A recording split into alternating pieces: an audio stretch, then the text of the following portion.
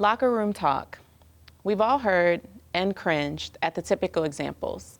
But what about these? I don't do all of that fluffy, mushy stuff. There's no way I'm telling a stranger my problems. Counseling is for crazy people. I'm tougher than that. Therapy, that's for white people. For so many people, these ideas are commonplace and roll off the tongue as naturally as saying hello. For athletes, the idea of admitting to anything other than a winning, competitive mentality might seem unnatural, and in no way seems to fit with the narrative of what it means to be one. Likewise, the glorification of playing through pain and not asking for help, or viewing admitting to experiencing trauma as a weakness, has made it particularly difficult for athletes and men alike to seek support. So here's what we know. Nearly 1 in 5 adults in the United States live with a mental illness. Of them, 23 million received mental health services in the past year. More women than men sought out and received these services. People of color are 50% less likely to seek mental health care compared to the white population, and Black Americans make up only 8.7% of individuals who receive those services. 75% of lifetime cases of mental health conditions begin by age 24, making the college years and the 25% of students who seek services the most susceptible. Among them, only 10% of college student athletes seek support. The prime fears related to mental health that often plague the athlete experience leave very little room for vulnerability and often make the pedestal feel as if it's in the highest of stratospheres. Combine those fears with media portrayals, social and cultural biases related to communities of color, and the personal baggage that we all carry, the scale of the problem seems to continuously grow, leaving no room for error and an immense need to shift the narrative about what mental health is and what it's not. So what is it? And why is it being talked about so much more in the realm of sport, but continues to be defined so vaguely and still avoided by so many? People often incorrectly define the term mental health and use it interchangeably with mental illness. I like to define mental health as the continuum on which thoughts and emotions exist. These are extremes and midpoints, ups and downs. On one end, the difficulty of things like PTSD, depression, and performance anxiety, and on the other end, optimal health, resilience, and thriving. Correctly defining and scaling mental health in sport in tandem with the personal definitions and narratives of athletes, particularly for male athletes and athletes of color, is only as effective as our willingness to also understand the dynamics and definitions of those identities. Mental health is an essential part of overall health and self-acceptance. It sustains physical health and directly influences athletic performance. When you feel like your best self, you play like your best self. It's that simple. So as an athlete, if I'm not prioritizing my mental health, failing to acknowledge past trauma, not being free to express where I stand on matters of racial and social injustice, seeing help seeking as a deficit of my masculinity or athletic identity, what exactly am I doing? And is what I'm doing truly working for me? I've had the pleasure of working in the field of mental health in some capacity for the last 10 years, and it has been the joy of my life.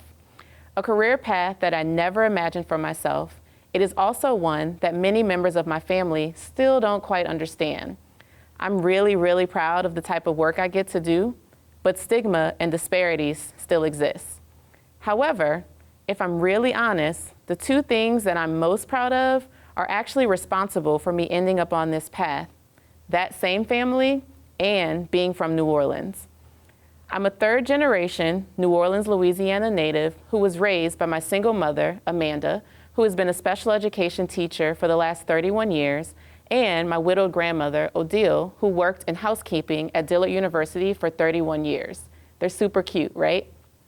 Everything about that experience, which statistically shouldn't have ended with me being here chatting with you today, was necessary and pushed me, as my grandmother, who was only educated up until the 7th grade, would often say, to go as far as I could go.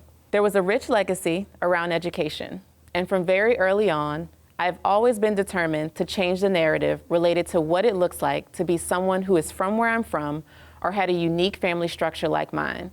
and to be an example of what is possible for students, clinicians, and women alike.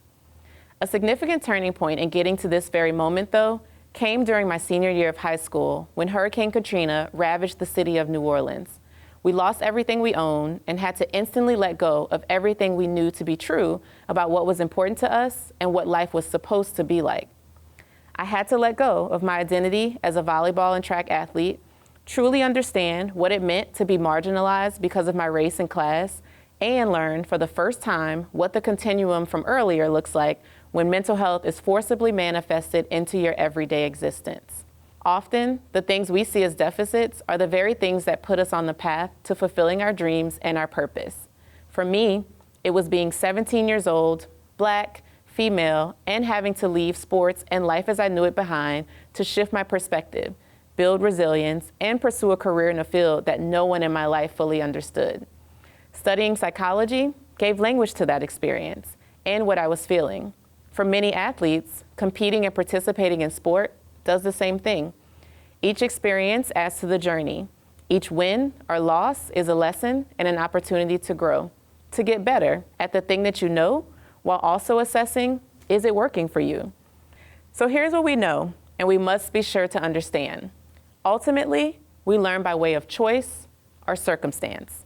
Had I let circumstance, Hurricane Katrina, my non-traditional family structure, being from a lower socioeconomic status, or my lack of knowledge about mental health and its benefits determine my path, you wouldn't be able to call this Black, 5'6", pretty mediocre former volleyball and track athlete and woman from the lower Ninth Ward of New Orleans, Dr. Poole, and someone speaking to you today.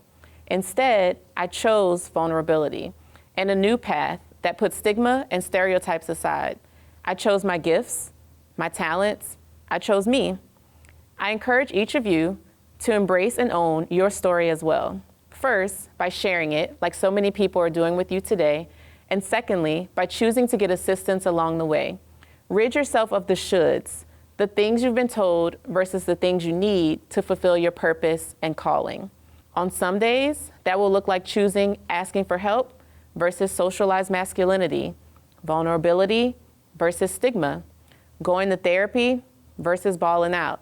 No matter what circumstance you find yourself in, the choice is about letting go of what you think you know and telling a different story than what's been told.